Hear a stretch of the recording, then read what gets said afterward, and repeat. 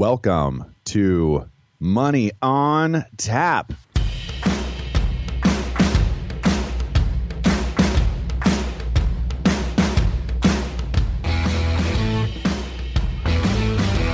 Money on Tap, your personal finance headquarters, where we bring out the professionals' experience and some fun in what we call three-dimensional investing, utilizing insurance, brokerage, and fee-based planning.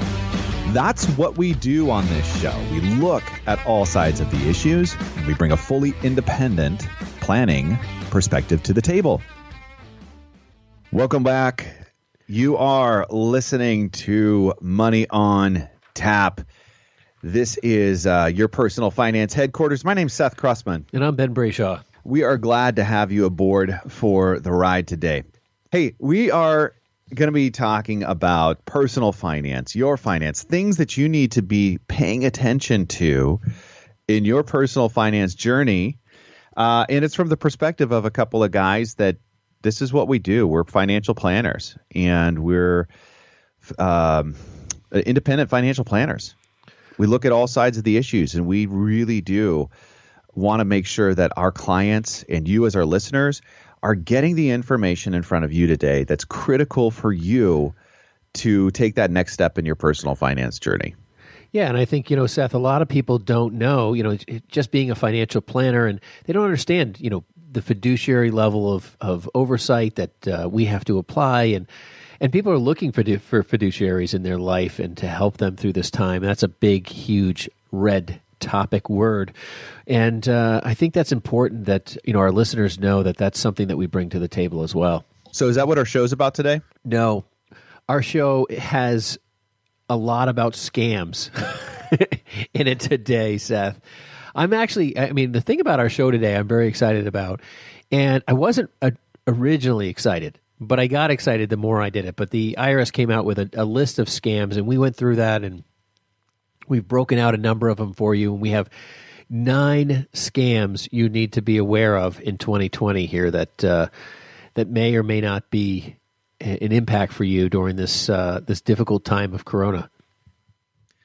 Yeah, if you have a phone number, which, by the way, we have a phone number, which is 855-226-8551. Sometimes we need a reminder like that, oh, yeah, we got to get that out there for you so that you can give us a call and have a conversation with you about what's going on in your financial world and how we can help you. That's a priority for us. But if you have a phone number, guess what? You probably are going to be very familiar with the content that we're going to talk about today, because so much of what is happening in scams, in the world of scams, happens over the phone, and it happens through robocalls. It happens all the time. And anyway, so you're a part of the conversation today, and we're glad to have you. Before we get going in that direction, which is where we plan to land the plane today, we're going to talk about money in the news.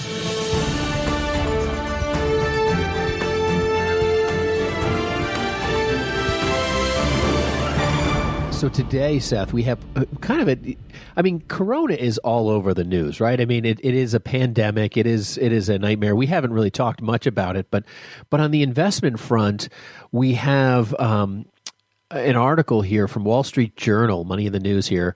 Pfizer BioNTech get $1.95 billion, that's B as in boy, COVID-19 vaccine orders.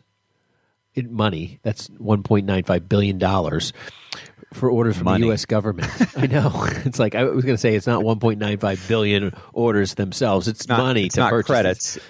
It's not credits. They're looking to buy, the U.S. government is looking to buy 100 million doses of their experimental COVID-19 vaccine to provide for Americans free of charge. Now, the $1.95 billion, it's an interesting number, and I was actually trying to figure out, where that comes from. And as I was reading the article, they're charging $19.50 per vaccine shot, which makes sense. Oh, I haven't even broken out the calculator on that. I guess you don't really need to, because 1.95. Yeah, 19. Yeah, gotcha. So 100 million doses they want to buy. Now, we have 320 or 30 or 40 million Americans in this country. there's 2/3 of us that don't get this thing. Okay, so that's the government's going to buy the first third. The rest of it's all on you. I'm just kidding, of course. But the COVID vaccine is $19.50 a shot that the government's paying for, and that's interesting because it's very similar to the price of a flu shot. I was actually surprised by that. I figured it would be that was $19 more than a flu shot. I thought maybe a flu shot was 50 cents. I didn't know. Yeah. The last time I sat down and took a look at that data, never. So, yeah, we've never looked at vaccine data before like this. So what's interesting though is the vaccine data goes on. Okay, they're basically Pfizer, Moderna, all these companies are racing for this. This race to find the vaccine. Everyone knows about this. Every one of our listeners knows about this. What a lot of people don't know is that once this thing is approved, it will be the first RNA approved vaccine in history. And this is what makes this a gigantic story. Okay, what people don't realize is that we have never manipulated or altered anyone's RNA to ever accomplish a vaccine at all. It's never been done this way. So corona is a virus of some sort that a traditional vaccine method is not something that can work. And they've discovered that from working with SARS and MERS and trying to come up with a vaccine like that the only success they've ever had was with RNA manipulation. Now, there's 100 million vaccine shots out there, and they're racing to get this thing to the market. I'm not going to be first in line. Sorry, Pfizer. I'm okay being the second 2/3, maybe. But from that standpoint, if you're going to manipulate my RNA, you've never done it before. I'm not exactly of the person that's likely to die of this. I'm not going to be running out to get this thing. But there are a lot of people that are signing up to do this. There was a 30,000 person study done, and they've come up with some pretty interesting T-cell results. And so if this thing gets approved, Pfizer's going to get a ton of money. Yeah, so some of the other companies here that they're seeding money towards is what it looks like, really. It includes a $1.2 billion deal with AstraZeneca for 300 million doses of a vaccine developed by University of Oxford. A $1.6 billion agreement with Novavax will fund clinical studies of its experimental vaccine to establish a large-scale manufacturing of doses. However, that agreement with Pfizer and BioNTech, it is the largest from the U.S. so far, and it's really to secure the COVID vaccine supplies, and it won't fund any research and development. So a little different there with some of those seed monies that are happening with the government and these the players that are out there really vying for this space in the vaccine world.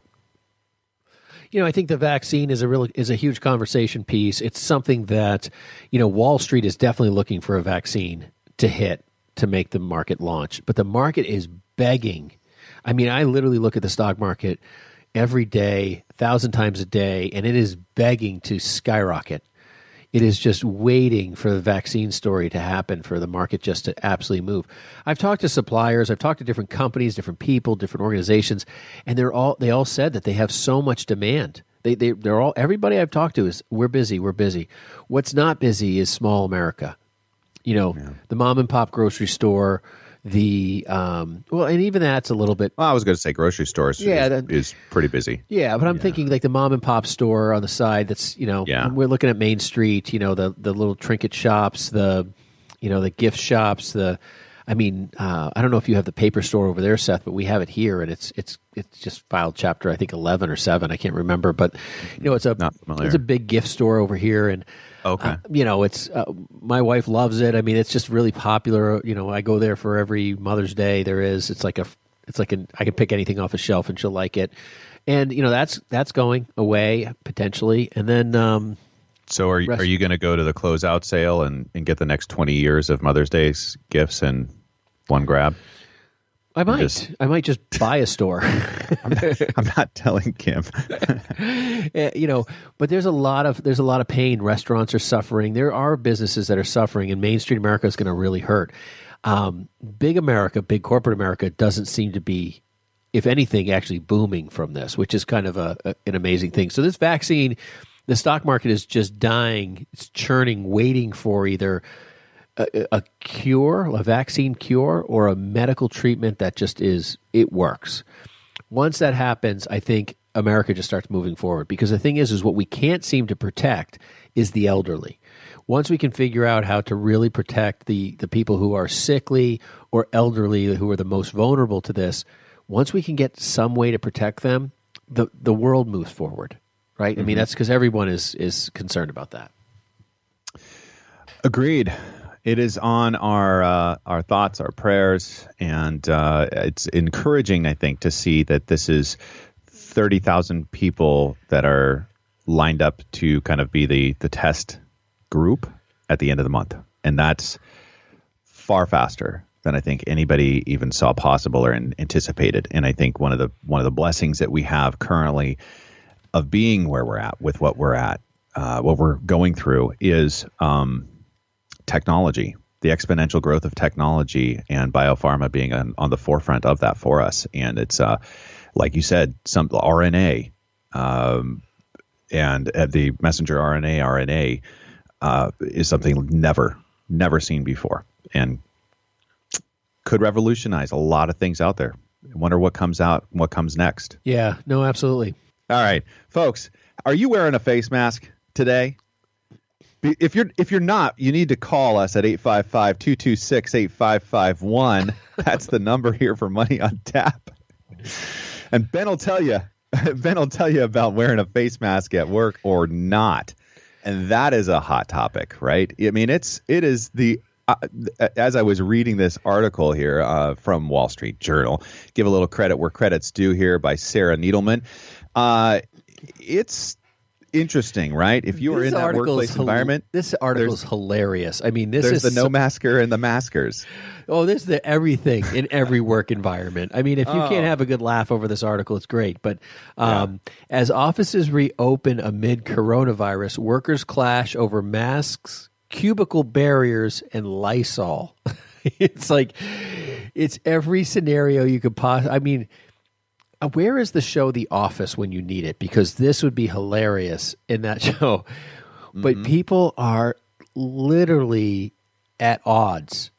And they're talking about, I mean, everything from physical confrontation, which we can all imagine, to people putting paperclip entryways to their cubicles. Yeah, little barriers so that nobody can sneak in and look over their shoulder while they're working on their project and breathe on them, which frankly, I think that should just be not allowed in a workplace, period. Just do not do that to me. That's not a social norm, okay? No. So the thing about this is we're crossing a major issue here in America, right? I mean, they did some sort of study, and it was like an overwhelmingly majority of people want to go back to work in a normal work environment once it's safe or feel it's safe. A number of people are actually getting called back, obviously, earlier because things are opening up and we need to move forward. But that doesn't mean that people don't have fears for family and friends and all the different pieces, right? So there's masks, there's social distancing, there's all these different recommendations. There's all this stuff going on out there. Some companies have it, some companies don't. And it's hard to enforce because some people have medical exemptions or they have this going on, and there's all sorts of different things. And even some of the people who are in charge are wearing the mask below the face. And I don't, whether you're a masker or non-masker, I don't want to wear a mask. I just don't want to. But when asked, I will. That's where I'm at. I try to stay appropriately distanced. I don't hug and shake hands if people don't want to. Yeah. And, I'm okay with the distance. It's all right with me. If you didn't know the difference between Ben and I is I'm the hugger. Ben is not. I'm not a hugger. We discovered that early on in our college career where we just had that awkward moment, and it passed. Seth wanted a hug. I don't know. Goodbye, Seth. So I was having a conversation with a friend of mine this last weekend, and he works in a manufacturing plant. He's a machinist, and it was and his wife's a nurse. So these were interesting conversations to me. One really focused in the healthcare sector and what's happening there, and the other was really in manufacturing, which is a huge part of the sustainability of us as a whole. So what was happening for them was they were getting this huge influx of people saying top down, you must be wearing these masks and keeping 6 feet in the plant. And as a group, they decided we are not going to wear masks as machinists in our plant. We are dealing with all of these other particulates, dust, and all these other factors that they have to have really a clean breathing experience, or a cleaner breathing experience with the mask, which was actually keeping them from. They do have a very strict 6 foot social distancing policy, and they keep that in place. And so that was how they worked through that. I don't mind the 6 foot distancing as a rule of thumb. I think it's kind of fun to see the people who are not, who always kind of crept into that bubble beforehand. Like, you know what I'm talking about. Like I'm good with 3 feet, and they're at that foot and a half. Space invaders are the worst. I mean, there's nothing worse than a space invader. I mean, if you don't know somebody, stay away. I don't know. I've never been. You know me, Seth. I'm not a space invader, so I try to avoid. But that being said, this is clearly a hot topic. I mean, listen, we know there's problems with masks. We know there's benefits from masks. We don't know where this all flies. I mean, we have Surgeon Generals and Fauci telling us to not wear them, then they tell us to wear them, then we're hearing reports of this. I mean, stuff is developing every second. We don't really know. The best thing you can possibly do is just, if you're sick or you're concerned, stay home. That's honestly, if you're really in fear, that's my best recommendation. Otherwise, you're taking a risk. You don't know. I mean, they say it's now rarely transferable, via touching things. It used to be that it was like it wouldn't go away for 7 days. I mean, it's, we just don't even know what we don't know. If you're sick or you're concerned, I recommend staying home. Order your stuff on Amazon. That's all. Yeah. I would also say ask people what they're comfortable with, too. I think everybody having this empathy towards the other person, if you have a situation that you're dealing with, just recognize that and be understanding towards, other people's needs, and do the best that you possibly can to respect whatever somebody else is needing at that moment in their space. That's theirs too. So now that is that the opposite of what you just said? Probably, but okay. And you're good at that. So, but now that we've Fair guaranteed balance. to offend like pretty much everybody on everything we just said. Stick with us, folks. We've got one more article. Get that phone number out there, because we have to give people an opportunity to call us and rant at this moment. So you can call us at 855-226-8551 or info@yourmoneyontap.com. Let's just give them your cell phone number, Seth. I'd rather That rant and is go not direct to you. 503.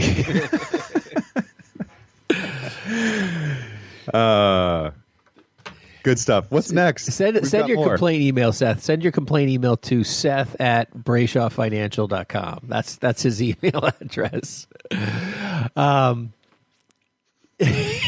You're welcome. Okay, so our last article to get off of COVID, S&P 500 sends bullish technical signal with Golden Cross. This is a big deal. This is a big deal. If you don't know what we're talking about, listen up. The S&P 500 is sending the signal that has basically marked the end of every bear market in modern history. Mm-hmm. What that is that's when the benchmark of the 50-day moving average crosses over the 200-day moving average. And last week it happened. So what do we mean by that? Okay, so Golden Cross. You guys talking about your crosses all the time and putting Wrong them in cross, gold or Seth. silver. Who cares? So the The 50-day moving average is exactly that. When you take a look at any kind of a benchmark or an index, right, there are averages that you can create. 50-day moving average is going to move more quickly because of the shortness or that period of measurement in that average versus a 200-day.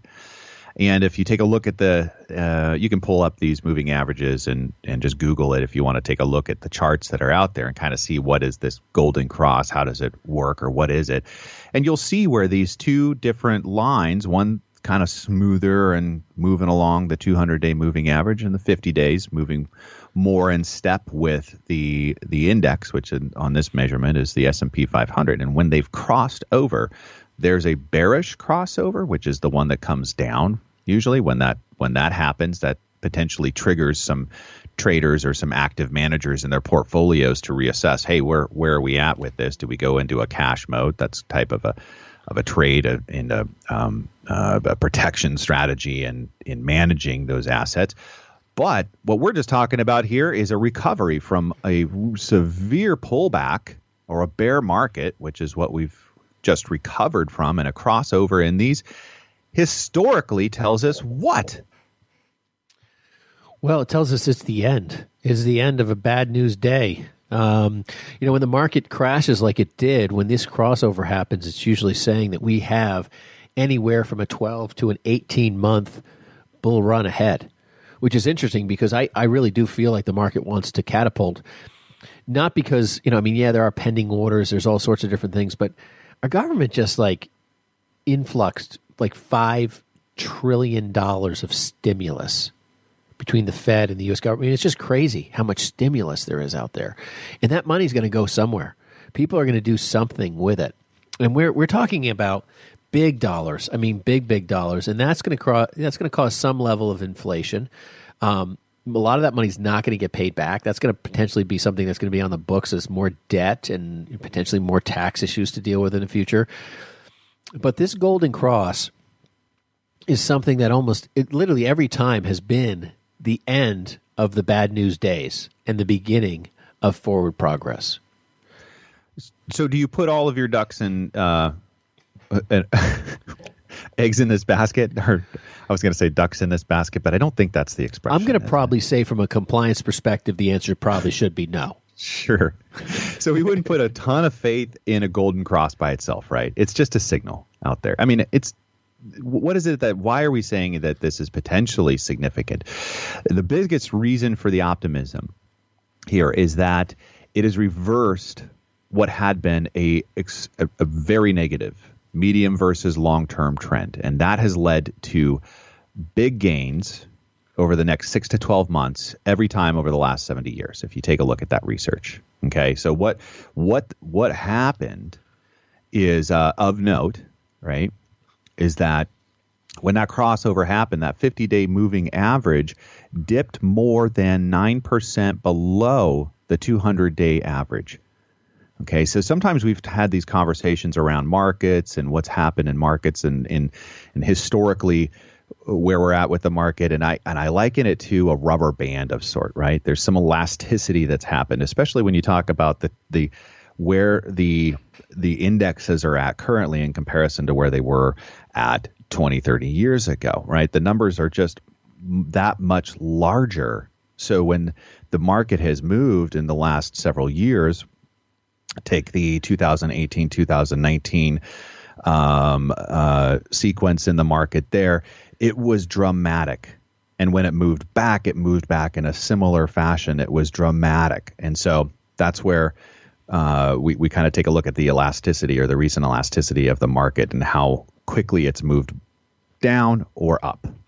I think the thing is, and for some of our listeners who this is a little bit Greek to them, 250 and 50-day moving average conversations that we're talking about, the 200-day moving average is just the last 200 days values of the S&P being averaged together, looking at that whole movement process, and then looking at 50 days and just taking those. So every day you have a different 200 days. You're one day more farther forward.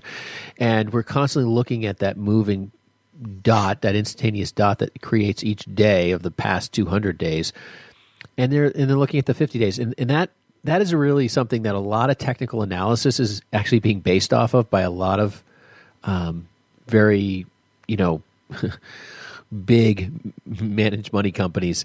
And this is something that will probably institute additional buys and probably some forward market movement just by its own trigger itself. But again, Seth, you're right. It doesn't necessarily mean that this is a buy, but people who are looking like for that kind of computerized, kind of technical investment strategy, this would be a big trigger. And that's why we bring this to you today.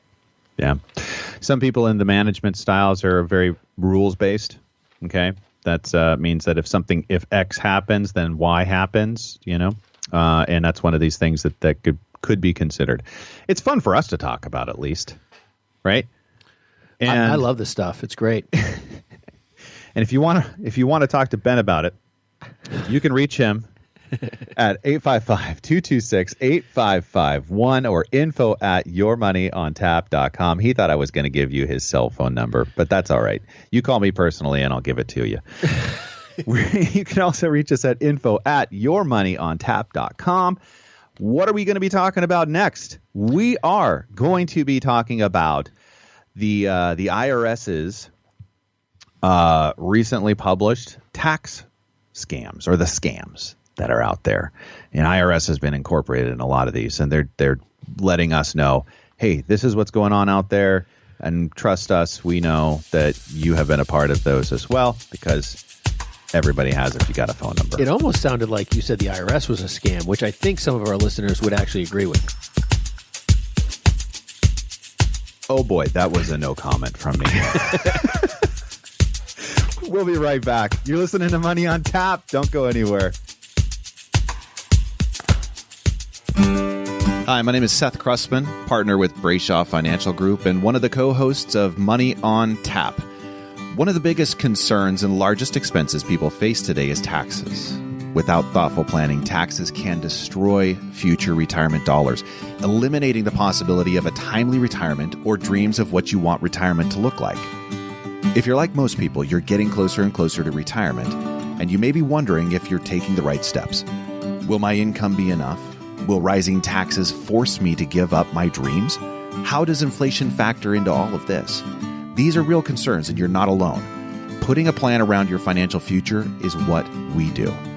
If you have questions when it comes to your financial security, and if you're looking for a personalized solution, contact us at Brayshaw Financial Group, 855-226-8551. It's time for you to start getting answers to your questions. Headquartered in Bedford, New Hampshire, Brayshaw Financial has offices across the country.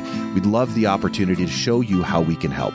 There's absolutely no cost or obligation to meet with us. Call us at 855-226-8551. 855-226-8551. Now back to Money on Tap with Ben and Seth.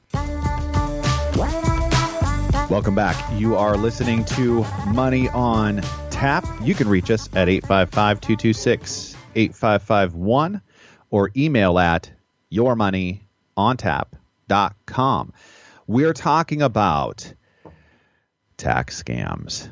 Tax scams. Let me ask you a question. Have you ever clicked on an email and before you knew it, you were carried away into the ethos of the web and some site that before you really knew what was going on, just kind of, instinctive, hey, yeah, I need to take a look at this. I should probably see what's going on over here. Before you knew it, you're in some site that is asking you for some personal financial information. And all of a sudden your alarms go off in the back that say, oh my gosh, I'm not where I'm supposed to be or where I thought I would be. Right? I think I've had that experience, as a matter of fact, and then there's the fear that comes alongside of that, where you're watching and monitoring your bank accounts or your social media accounts or whatever's out there with your information on it, wondering who's emailing all of your friends or acquaintances with dire straits emails telling them that you're locked up in a jail in Antarctica and need $50,000 to get out. So sounds personal there, Seth. Oh my gosh, it's the book that I'm writing right now.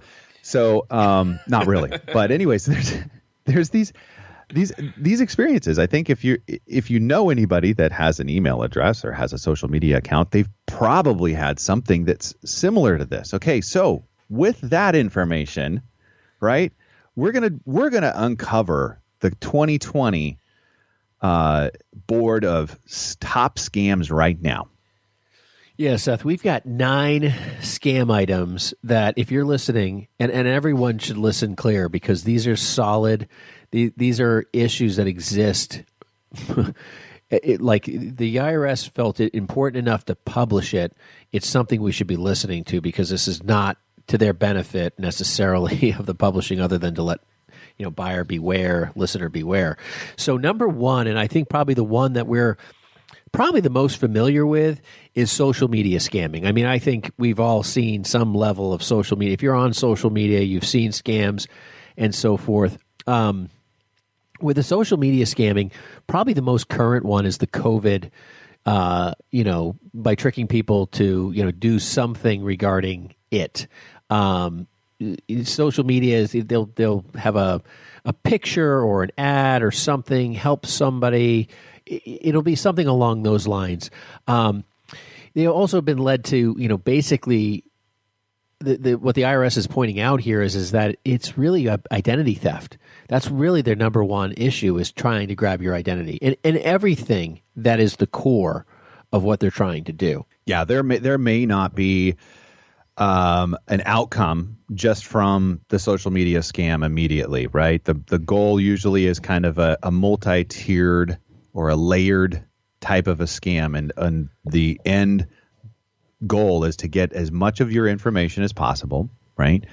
That they can then turn into, some other outcome down the road, like which is the ultimate of the payoff here. And I'm thinking of somebody direct messaged me, right? Not somebody that I talk to on social media or frequently, but all of a sudden I've got this message that pops up. But someone you might trust, somebody you think you trust. Yeah. And I'm like, oh, hey, well, it's good to hear from you. Yeah. And and this has happened, as a matter of fact, this has happened on a couple of different social media platforms to me where they were direct messaging me and I had to stop what I was doing because I first of all, I'm a pretty social, talkative, polite person. If you're reaching out to say hi to me, unless your name's Ben Brayshaw, I might have a conversation with you. And so, but the conversation was so kind of vanilla, like not really going anywhere. I said, hey, this is my protection for myself, is just to make sure that I wasn't being rude. I just said, hey, could you tell me the last time or where we met? Something that both of us would know, right? And that was an immediate shutdown to the conversation. Clearly, it wasn't the person on the other end. It was somebody that they had gotten hacked or whatever, and that was an attempt right there to go ahead and get information from me, and it really did look very legitimate. So, and it was kind of it was not something that posed an immediate threat to me, but it was the process of building that towards that end where it could land like that. So yeah, no, that's definitely one of those things that's out there. And then number 2 that we have here is just the IRS phishing that happens through email, which is in the same. I went fishing this week. You did, great. Good.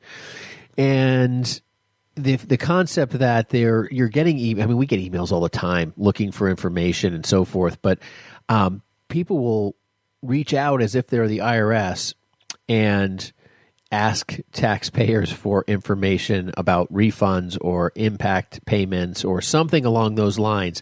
And there's a link to click on and so forth. And it will eventually ask you to put in your social to confirm it's you and so forth. The IRS doesn't do this. The IRS will send a letter and you will call them. That's how it works. Mm-hmm. And, there'll be things like, the IRS is doing criminal investigations and, they won't do that. They just don't do that. And so these emails that you get are not IRS ever. Yeah. And they are using letters as well, so be cautious in that, right? That these letters are out there. It's not just an email, but absolutely where you're getting a direct communication from the IRS. That should be, first of all, yeah, you should pay attention and be cautious, but be cautious, right? Build in some kind of safeguards for yourself in that process. Go directly to the IRS website. Call them directly. Yeah, if you have information, if you have something going on and you're not sure if it's even real or not real, I mean, you can reach out to us. I mean, you could give us a call, and that number is 855-226-8551. This is one of those things where, if you're just sitting there and saying, I keep getting this email, I'm not sure if it's real or not. I mean, let us take a look. Maybe we can help you figure it out. And what's really, I think the thing, Seth, number 3, that probably irks me the most right now, especially with all that's going on, is these fake charities. I think it's just such a nasty thing to do. It's just almost unhuman. But basically, criminals just exploit natural disasters and the COVID pandemic, creating fake charities. Click on here, donate to this, help the people of this city or the hospital workers. I mean, not that those types of things are not good things, but the scamming around that is just horrific. And so if you're ever going to donate to a charity, and I think we've chatted about this in the past, go online. If someone calls you about a charity to give to, ask them for a website, ask them for a phone number to call back on. If they're not willing to do that stuff or they seem, questionable about that, that should be a big red flag. You should instantly be able to be directed to a real website. You should be able to determine whether they're a legitimate, tax-exempt 501c3 organization. You should be able to find those IRS filed documents on their website. Those things should all be available for you. There's a search tool on irs.gov. As a matter of fact, that's readily available if you're trying to just vet whoever it is that is looking for donations, which is really critical during these times, as a matter of fact, too. We don't want to say absolutely do not think that we're saying forget about legitimate organizations out there that are helping people. But one of the shows that we did, I want to say it was years ago, we should probably bring it back now, is a show on gifting and qualifying where your gifting is going. And there's lots of organizations that qualify as under the tax exemption as a charity or for charitable gifts. However, they clearly do not use the monies that you are gifting towards the causes that you think they are. Well, they really are kind of built for other people's income. Yeah, in some cases that was correct, but a lot of them, what was really interesting about that show, and I am just thinking about that too, Seth, was that the amount of money, like out of every dollar, how many pennies actually went to the point of the cause you were donating, and a lot of times it was like less than 50%. It was just some horrendous, or 20% was actually going to the cause, and the rest was just going to basically, people who run the organization's, pocket. Kind of a sad story there. We ran that article, and I mean that's that show a long time ago, but that is something to be aware of. There's a number of different IRS payment scams out there. We talked about the email piece. We've talked about a couple of different things. But I think one of the things regarding the IRS payment that you owe them money, that's going to come in a number of forms. We talked about email. We talked about social media. We talked about phone calls. But the way it's done, I think, is something to be aware of. So the IRS payment scams, we have 3 ways that people get forced or feel forced into IRS payment scams. One is they target seniors. That's pretty well known that the seniors owe money and that the IRS is going to either levy something, and they get very concerned. And honestly, elderly people or people who get older, you just get more anxious. We see that in our industry and quite often, and we try to help people through that stuff. And we always tell our clients, if you get something like this, please contact us. But then there's like a different level of this, because it's not just to seniors, but there's threatening phone calls that go out to both seniors and to just general people. threatening all sorts of those levies, and you need to pay immediately. Yeah, the second group that's really susceptible to this type of a scam is your non-English native speakers. Right, English is a second language to them. They could have been in the U.S. for years. Fully legitimate, legal green card residents, whatever it is. But the fact is that they just don't have a real good grasp of what is possible in the U.S. Like the you're going to go to jail. All these crazy things. Yeah, when somebody's on the phone threatening jail, that might have totally been what would happen, and who knows what whatever country they're coming from. That's very possible. That's just not what anybody in the U.S. is going to experience. Is the IRS calling you and saying, "Hey, guess what? You're going to jail. Give me this information and this money." Yeah, threatening on revoking green cards. I mean, there's all sorts of crazy stuff, and they may not. You might not even be you might be an actual citizen, but they just throw this thing out, and they basically blanket 10,000 people in a specific area that they know are non-speaking, non-English, and somebody there has got a green card. Yeah, this last week, I've got probably 2 voicemails from a robocall. Right, that's what's being used predominantly right now, and that they were telling me they were going to revoke my Social Security number. Okay. And we should, Seth. I am 99.9% confident nobody can do that. No, the IRS is giving those things out for free. Right. So, and the other one now this was kind of interesting to me because it was, I actually think I took the call or for whatever reason, it was a live person. But what I could hear that clued me in that this was not a legitimate call is in the background, you could hear a call center. All right. That's one of the first things I know. So scary, huh? Yeah, I know it's a call center. And 2, Gary clearly is not a native English speaker. Okay. Those were a couple of things that just tipped me off immediately that this is probably not reality, or this is not a phone call that was originated from the place they said they were calling from. Or Fred.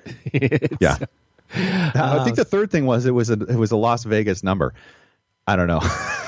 Yeah, right. All right, number five. This one is really kind of disturbing because this is something that can be really easily done by almost anybody. But people who do tax returns, there are people who do fraudulent tax returns, and they will unscrupulously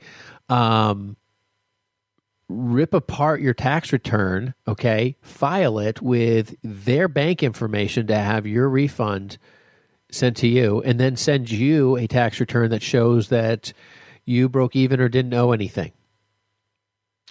And that's really scary. And they're caught every year. There's a number of different tax preparers that are caught on a regular basis. But the IRS said that this is becoming more and more an issue and something you should be aware of. So when you're trying to get your taxes done really cheap, it's kind of like, wow, you could really get taken advantage of, and something to be a problem.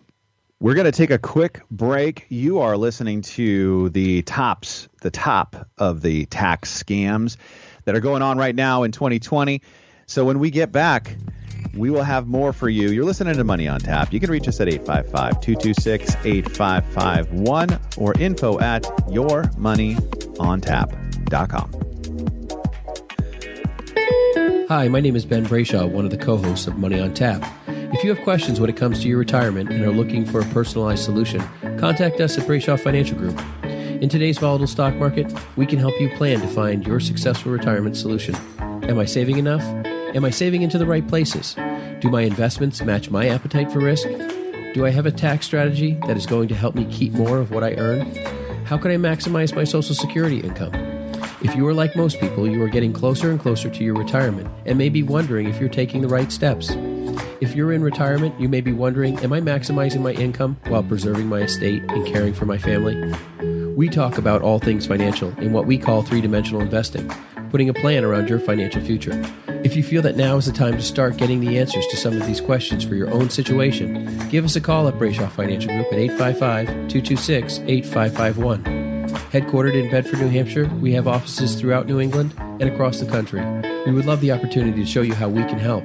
There's absolutely no cost or obligation just to meet with us, and we welcome you to our office. Call us at 855-226-8551. Now back to Money on Tap with Ben and Seth.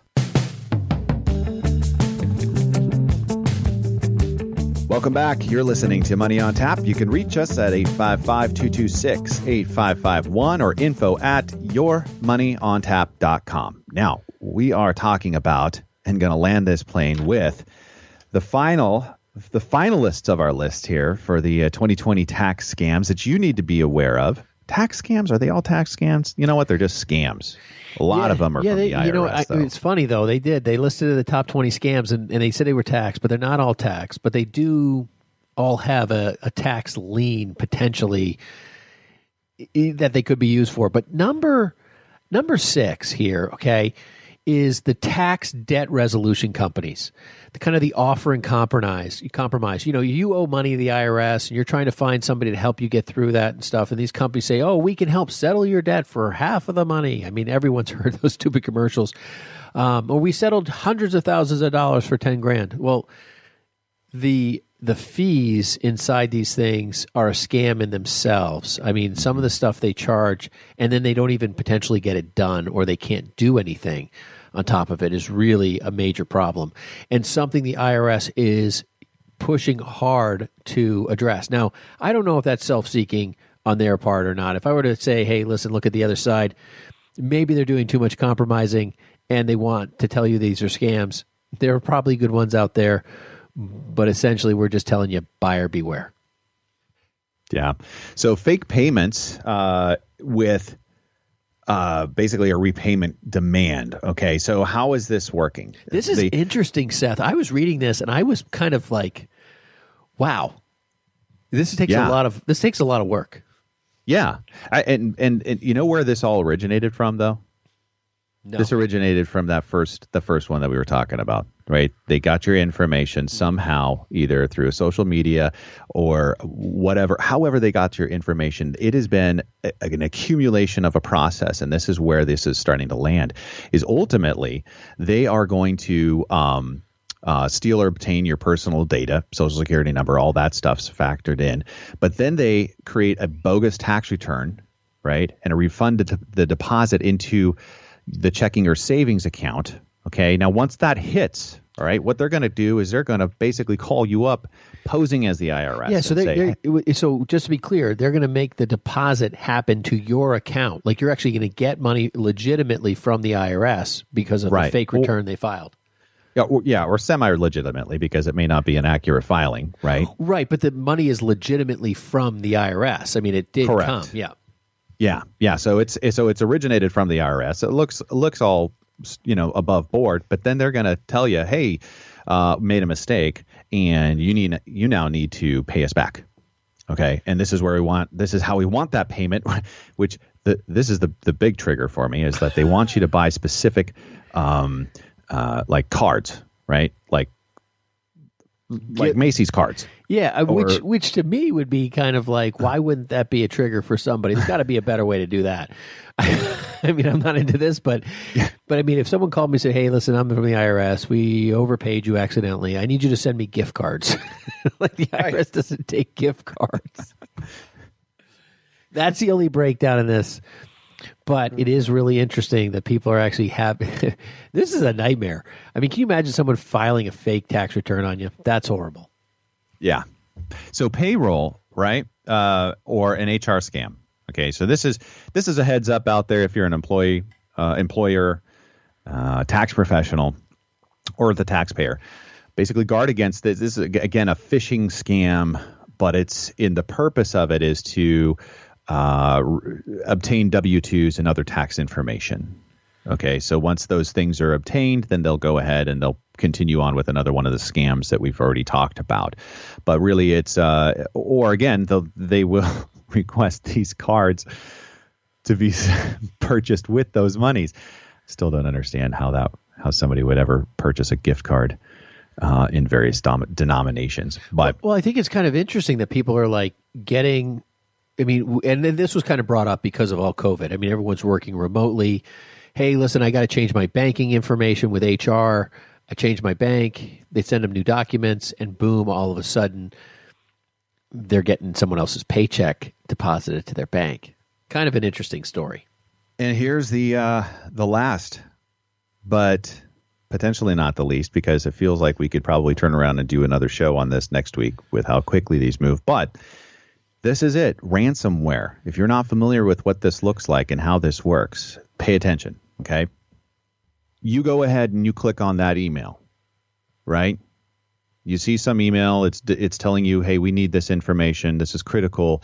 You click on this, and somehow you are now targeted, or you're sent over to a network server, all right? And malware is loaded onto your computer in that process, okay? Or somehow ultimately you've taken an action usually of clicking on an email, going to a website, submitting something that authorizes the malware access to your computer, downloaded some bogus software that's supposed to do whatever it is that you want to happen, that you didn't go and vet that source or that platform as a legitimate software.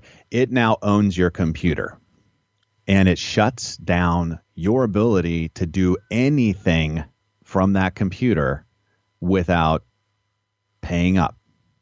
And these are substantial sums that they're going to be looking for, $10,000 or more for you to just get the access to your computer. Now, I was shocked at how many people I know personally that have had this experience.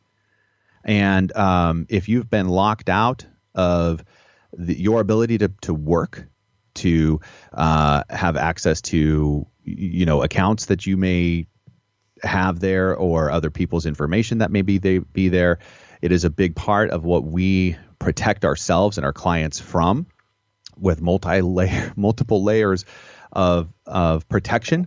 But you as a consumer do not have that at your fingertips, or more than likely don't. So it is up to you to be incredibly cautious with what it is that you're doing online and what emails you're clicking, so that nobody has the ability to take over your computer. That's a long list of scams. And I think there's a lot of people who probably are listening who have been scammed. If you're one of them, we're sorry to hear that. And if you feel like you are being scammed or have been scammed and you're not even sure how to figure it out, or if you're needing help, just give us a call at 855-226-8551. We're here to help. You can also email us at info@yourmoneyontap.com. That's info@yourmoneyontap.com. That number again, 855-226-8551. Now, Seth, I'm excited about next week's show. I was going to say the same thing. Go ahead. No, that's not very fair and balanced. If we're both excited about it, one of us got to be. No, it's great. We're going to be talking about our favorite index of them all, the S&P 500. And it's going to surprise you. What in the world is under the hood? What is this S&P 500 thing? What does it mean to me? What do I care? I like it. Is that exciting? Well, I think what's really going to be interesting is the breakdown of all the risks people have no idea about. Yeah. The little drama in there. Going to bake in a little bit of drama in there. Hey, it's fun. It's fun, you guys, and we appreciate you hanging out with us here today, and all the contact information that you've written down. Give us a call. We can't wait to have a conversation with you and help you figure out and understand and feel confident about your next step. It's all about you. It's all about you taking that step and doing it with confidence. Thanks for joining us today. You've been listening to Money on Tap. You can reach us at 855-226-8551 or info@yourmoneyontap.com. Also, we're in a podcast. You can find us at any of the podcast venues out there. We appreciate the likes and the listens. We're also at Facebook at /3D Investing and Twitter at BFG_LLC. We appreciate you joining us here today, and we hope you make it a great day and a great life. Thanks for joining us with Money on Tap. The views expressed are not necessarily the opinion of this radio station and should not be construed directly or indirectly as an offer to buy or sell any securities mentioned herein. Investing is subject to risks, including loss of principal invested. No strategy, product, material, or tool mentioned can assure a profit nor protect against loss. Please note that individual situations can vary. Therefore, the information, products, materials, or tools mentioned should be relied upon when coordinated with individual professional advice. Past performance is not a guarantee of future results. This show may be subsidized in whole or in part by a product sponsor or issuer. Securities and advisory services offered through SagePoint Financial Incorporated, member FINRA SIPC, and a registered investment advisor. All other services offered through Brayshaw Financial Group LLC are independent of SagePoint Financial. SagePoint Financial and Brayshaw Financial Group do not provide tax or legal advice. Main office is located at 116 South River Road, Bedford, New Hampshire, 03110, and can be reached at toll-free 855-226-8551. Well, bye.